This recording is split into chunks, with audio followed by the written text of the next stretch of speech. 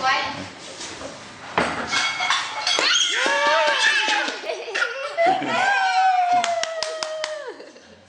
Anh đừng đi, anh đừng đem đưa cho.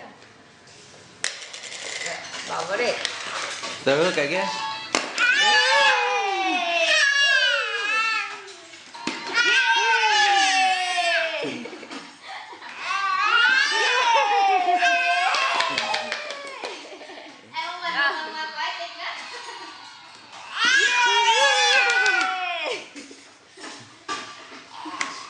Hơi khó. Hơi khó. Nghiên cứu. Ra ngoài rồi. Ra ngoài rồi. Là được đâu. Chưa được một người. Lại. Đồng chí, lại.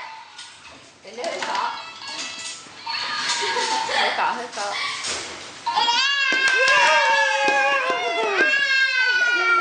Quá thích quá. Anh đừng anh ngồi đi làm nữa không phải xấu.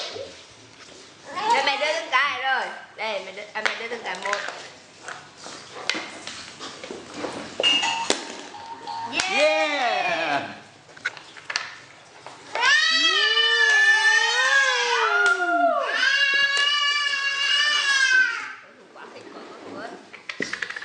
Đây.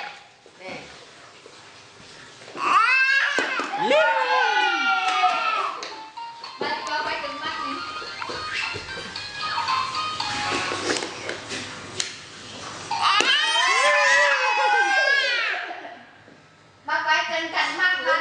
Rồi, đưa cái bọng cho nó cho nó đẹp đấy. Cái bọng cho nó.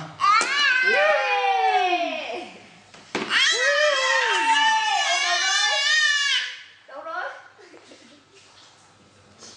Bông. Đây.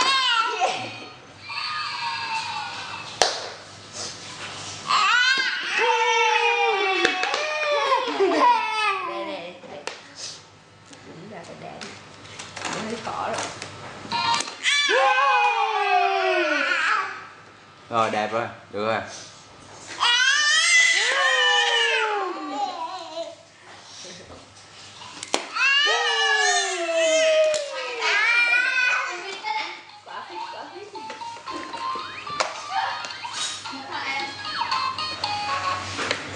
Anh quay theo xa, quay sẵn nữa. Đừng quay trong kia nè. Rồi, được rồi.